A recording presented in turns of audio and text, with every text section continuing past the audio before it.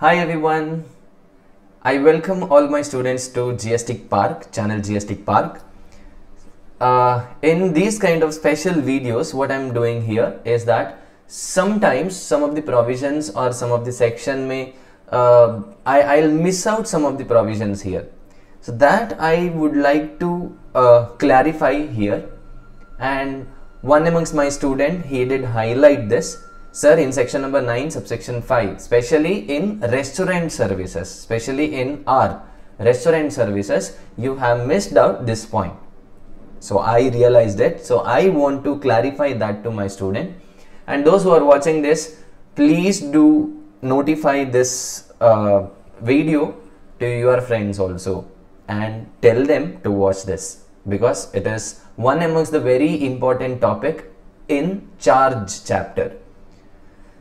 Yes, what was there in section number 9, subsection 5? Section number 9, subsection 5 is RCM, reverse charge mechanism, where specified services given by e-commerce operator. There are some specified services. Which are specified services, sir? HATR, HAT services, HAT, housekeeping, accommodation, transportation, and R, restaurant services, which is newly added. Correct? No. Housekeeping, accommodation, transportation, and restaurant services. If that is given by specified person, which is e-commerce operator. So e-commerce operator, through e-commerce operator, if these services are given by the supplier, supplier is not liable, e-commerce operator is liable to pay under reverse charge mechanism. I'll repeat, people, what is section number 9, subsection 5? There are some services which are provided by some supplier through e-commerce.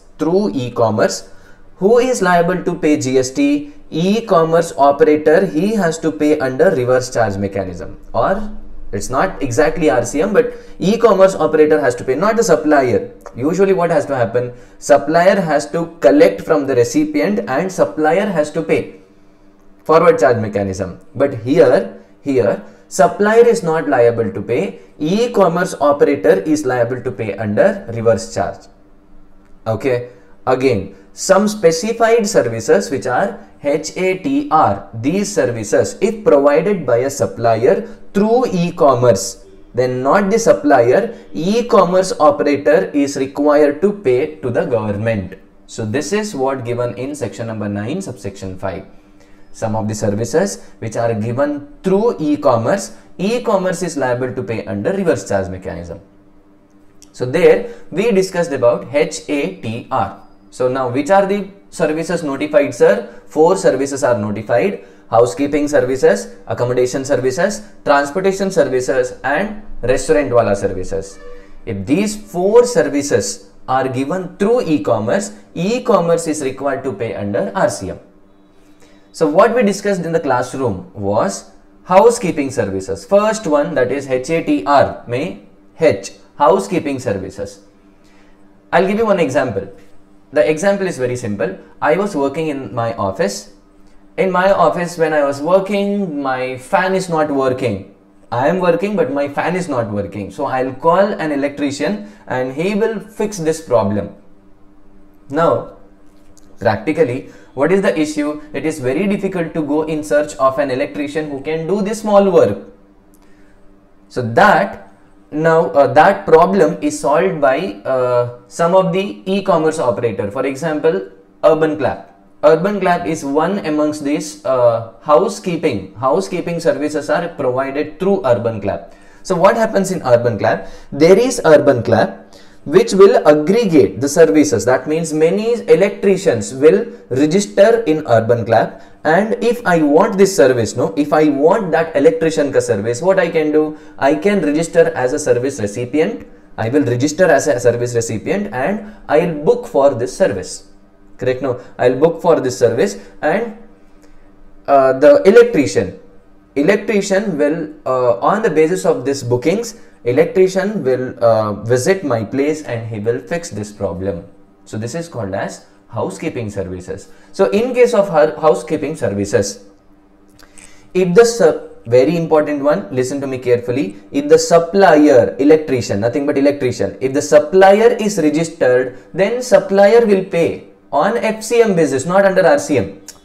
Very important one. If supplier is registered, supplier will pay under FCM. If supplier is not registered, where the supplier is unregistered person, then RCM will, e-commerce operator will pay under RCM. Is this clear? Again, if the supplier is registered, then he will pay under FCM. Why e-commerce will pay now? Correct? No. If supplier is registered, then he will pay under FCM. But if the supplier is not registered, then e-commerce operator will pay under RCM. This is what given in H. Same thing given in accommodation services also. What is accommodation services, sir? Example, OYO rooms. What happens? I have one building. In that building, there are many units. Nothing but some rooms are available. So why to keep it vacant? So I think of registering that accommodation in OYO rooms. Now someone who is visiting my place, if that person is in the need of some accommodation, he will book via OYO. Correct? Now again here what happens? No, OYO rooms is e-commerce operator, I am the supplier. OYO rooms is e-commerce operator, I am the supplier, because I have one vacant building in which rooms are available. Only room services, not eateries. Room services are available. Now I will register in OYO rooms, and if someone wants these services, he will book the room in OYO rooms and I will provide the service. Now who is the service provider? I am the service provider. OYO rooms is aggregator. I am the service provider. OYO rooms is aggregator, and the person who books room, no, that person is recipient. Now the question is, sir, who has to pay the GST? If I am registered under GST, if I am a registered person, then I will pay under FCM, not required RCM. Why RCM is required? RCM is not required. So I will pay under FCM. Correct? No, I will pay under FCM. If I am not registered, then OYO rooms will pay under RCM. That is what written here. See, where the supplier is unregistered person, then GST is paid by e-commerce operator. Very important one. GST is paid by e-commerce operator. Now you can see one note here. Remember, people, remember, don't forget this. Please do remember this. Okay.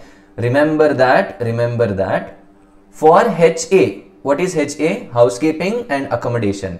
If supplier is liable under 22, liable under section 22, remember registration, who is liable? Correct? No. If supplier is liable under section 22, then the supplier will collect and pay. That means under FCM. Supplier will collect and pay under FCM. If the e-commerce is not required to pay under RCM. Remember this. If supplier is registered person, supplier will pay under FCM. E-commerce operator is not required. If supplier is not registered, then e-commerce has to pay compulsory. E-commerce has to pay under RCM. Very important one. That is about HA. Next one, T, transportation services. Transportation services may e-commerce pays even if supplier is liable to register. Getting this? Transportation services may, in case of transportation services. Sir, what is transportation? Can you give some example? Yes, Baba. What is the example? Ola, Uber is an example. Ola, Uber. Remember, only via road. Ola, Uber is not applicable for air travel. No, that is not possible. No. So only in case of Ola, Uber or any these kind of services which are given, no, for road transportation via maxi cab or that the radio taxi, like this. So the cab services, basically cab services. Now Ola is e-commerce operator. Think that I have a car and I want to hire this car. So what I'll do, instead of going in search of some passengers, I will register in Ola or Uber. I will register in Ola or Uber, and there is one person who wants to travel to some other place. He will book that service. He will book this service in Ola and Uber. He will book the service in Ola and Uber and I'll get the notification. Now, who is the service provider? I am the service provider. Who is the service recipient? The passenger is the service recipient. Now, what is Ola Uber then? It is e-commerce operator. Remember, in the case of T, transportation services provided via e-commerce, always under RCM. Even if the supplier is liable for registration, even if the supplier is liable for registration, it is always, remember, it is always e-commerce will pay under RCM. So what has happened in HAT? What has happened in HAT? Sorry, HA. So what has happened in HA? Housekeeping and accommodation may, if supplier is liable and he is registered person, then he will pay under FCM. If supplier is liable, then supplier will pay under FCM. But in case of transportation services, even if supplier is liable, he is not required to take the registration because e-commerce, specifically e-commerce has to pay under RCM. Okay, so this is about HAT. Now, where I made a mistake, it is in R, restaurant services. Okay, R, restaurant services may, restaurant services provided through e-commerce. So we have to remember about restaurant services provided through e-commerce. Then who has to pay under RCM? It is always that e-commerce operator has to pay under RCM. Swiggy, Zomato. Okay, think that I have a restaurant and I have registered in Swiggy. Now there is one person who is in the need of food. He will order for the food in Swiggy and I will get the notification. Now I am giving this directly to the recipient of the service. That means the one who wants the food. Recipient is that person and I am the supplier. Swiggy is the e-commerce operator. Always Swiggy will pay under RCM. For these kind of services, now, which is provided through the services, restaurant services provided through Swiggy, always Swiggy will pay under RCM, except, very important one here where I made a mistake, except restaurant services in specified premises. Specified premises. I think in classroom I read it as fixed establishment. No, it is specified premises. Except restaurant services in specified premises. That means if you are providing restaurant services through e-commerce, if you are providing food, restaurant services through e-commerce, and if you have a specified premise, then always FCM, not under RCM. Let me repeat. I repeat.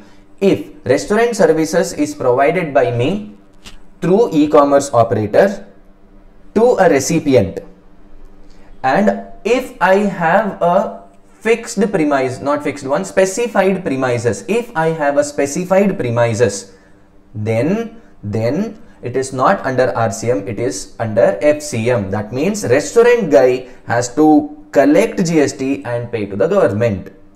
Not e-commerce operator, it is the restaurant guy. When e-commerce operator has to pay under RCM, if restaurant guy has no specified premises. If restaurant guy has specified premises, then FCM. If restaurant guy has no specified premises, then always RCM. Again, I repeat, if the restaurant guy is supplying the services through e-commerce and the restaurant guy has no specified premises, then e-commerce operator. If the restaurant guy has specified premises and he is supplying through e-commerce operator, then restaurant guy has to collect and pay the GST to the government. Now the question is, sir, what is this specified premises? Specified premises is nothing but hotels having accommodation services and having declared tariff which is more than rupees 7,500, more than, not even equal to, more than 7,500, less than or equal to 7,500, no issues at all. That is not specified premises. That is not specified premises. But more than 7,500, that will amount to specified premises. I hope you are getting this. I'll ask you the question. I'll ask you one question. The question is, C. N. Nagendra Bhakt & Co. A restaurant, no, not a restaurant. Example, star hotels. I have one hotel. How many star? 4 stars. 4-star hotel. I have 4-star hotel, and accommodation service is also available. Accommodation service is also available. Declared tariff is 6,000 rupees per day, and this, remember, this 7,500 per day, 7,500, more than 7,500 rupees per day. Okay, in my example, my hotel ka name is 4-star hotel, and per day declared tariff for the hotel is 6,000 rupees. In my hotel, declared tariff is 6,000 rupees per unit per day. Now I am supplying the food through e-commerce. Now can you tell me, do I need to take compulsory registration, or e-commerce is liable to pay under RCM? E-commerce is liable to pay under RCM, or I have to collect and pay? It is e-commerce operator. Remember, e-commerce operator has to pay under RCM.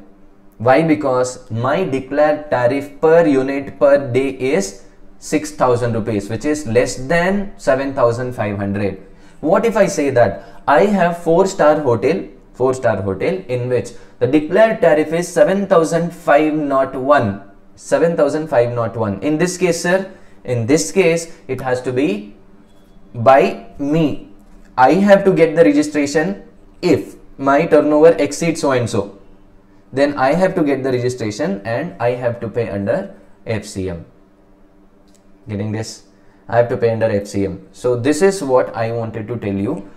That is point number 4. I made a mistake in the class. So if, my dear students, if you find it very interesting one, very important one, please send this video to your friends also. Please do send this video to the friends also, and don't forget to subscribe and like the video. Thank you so much, people. We'll meet you again in next video with some interesting topics. Until then, keep studying, keep growing. Love you all. Bye bye.